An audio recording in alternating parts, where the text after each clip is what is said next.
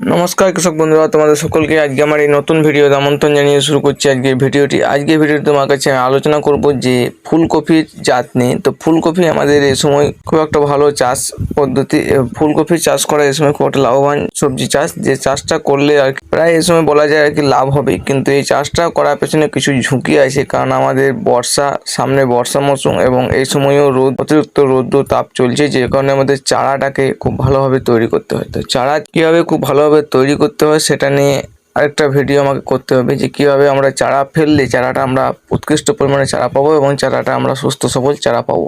তো আজকে আমি যেটা নিয়ে আলোচনা করব যে ফুলকপি আমরা কোন জাতগুলি এই সময় লাগাবো, কোন জাতগুলো কেমন সাইজ হয়, কতদিন সময় লাগে এবং আমরা এই সময় কোন কোন জাতগুলো চাষ করতে পারি। তো আমি আজকে বেশ 5টি জাত নিয়ে আলোচনা করব, যে 5টি জাত যদি তোমরা চাষ করে থাকো সেই জাতগুলো চাষ করলে তোমরা কিন্তু এই বর্ষা মৌসুমে ভালো ফলন পেতে পারো। তো এই সময় তো খুব বড় সাইজের ফুলকপি আমরা পেতে পারি না, এই সময় আমরা যে সাইজে ফুলকপিটা পাবো মোটামুটি 1 কেজি 1200 এরকম সাইজ পর্যন্ত লাস্ট আমরা ফুলকপি তুলতে পারি। 500 গ্রাম থেকে 1 কেজি কি 1200, এর চেয়ে বেশি বড় আমরা এই সময় ফুলকপি পেতে পারি না, কারণ এই সময় যে ফুলকপিগুলো চাষ হয় সেই ফুলকপিগুলো রোগ প্রতিরোধ ক্ষমতা বেশি থাকে কিন্তু সাইজটা ছোট হয়। তোমরা এই সমস্ত কথাগুলো ভালোভাবে জেনে নাও, না হলে তখন আবার অসুবিধা হবে। যে আমরা বড় ফুলকপি জাত যদি এই সময় লাগিয়ে দিই, সেই ফুলকপিগুলো এই বর্ষার জল এবং রৌদ্র সহ্য করতে পারবে না, হাই টেম্পারেচার সহ্য করতে পারবে না, যার ফলে আমাদের কিন্তু ক্ষতি হবে। তো সেই ক্ষতিগুলো যাতে না হয় সেই জন্য আমরা প্রথম থেকেই খুব ভালোভাবে জাতগুলো জেনে শুনে আমরা জাতগুলো চাষ করব। তো যে জাতগুলো আমি আলোচনা করব সেই জাতগুলো কিন্তু খুব ভালো জাত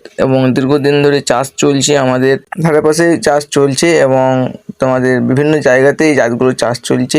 মোটামুটি একটা ভালো রকম ফলন এই জাতগুলো প্রতিটা জাত দিয়ে থাকে এবং তাদের একটা নির্দিষ্ট সময় আছে এবং চারা ফেলা এবং বীজ বপন সমস্ত কিছু একটা নির্দিষ্ট টাইমের মধ্যে জাতগুলোতে করতে হয়। তো আমরা আজকে যে প্রথমে যে জাতগুলোকে রাখবো, 5টি জাত থাকবে, 5টি জাতই 5টি জায়গায় খুব ভালো জাত এবং জাতগুলো তোমরা চাষ নির্দ্বিধায় করতে পারো। তো প্রথমে যে জাতটি নিয়ে আমি আলোচনা করব সেই জাতটি হলো সিনজেন্টা কোম্পানির মৌসুম কুইন।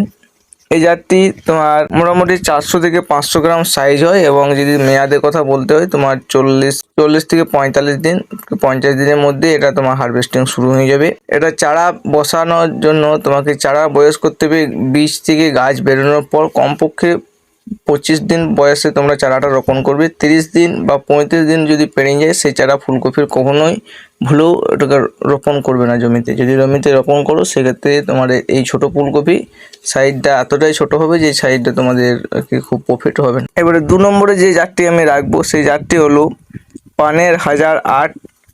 সাইজ যদি বলতে হয় এটাও তোমার 400 থেকে 500 গ্রাম সাইজ হয় এবং এটা মোটামুটি 45 থেকে 50 দিনের মধ্যে এই জাতটাও তোমরা হারভেস্টিং করতে পারবে। 3 নম্বরে যে জাতটি রাখবো সেই জাতটি হলো সাকাতার হোয়াইট ডায়মন্ড।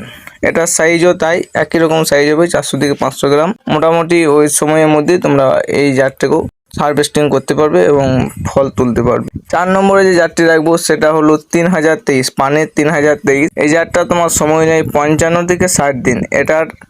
এটা সাইজটা একটু বড় হয়, এটা তোমার সাইজটা হয় মোটামুটি 500 থেকে 700 গ্রাম সাইজ হয়।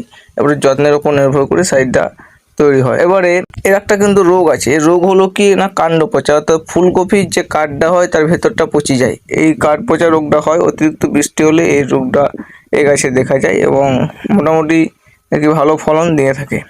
এই রোগটার আর কি সমস্যাটা সমাধান করতে হবে।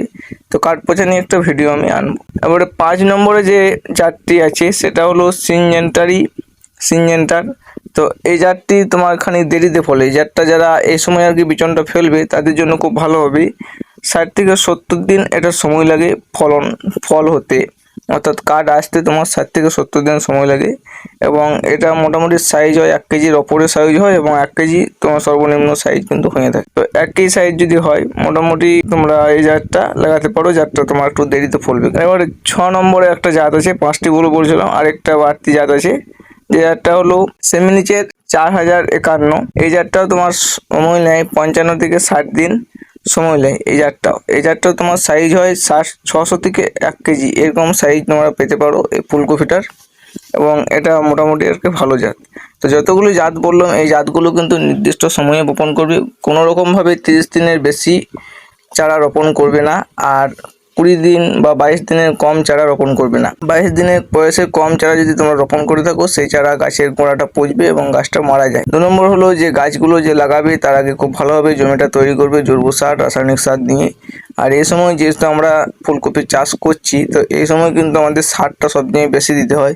কারণ এই যে ফুলকপিগুলো আমরা চাষ করি, বেশিরভাগ ফুলকপি 60 দিন, 50 থেকে 60 দিনের মধ্যে হারভেস্টিং প্রায় শেষ হয়ে যায়।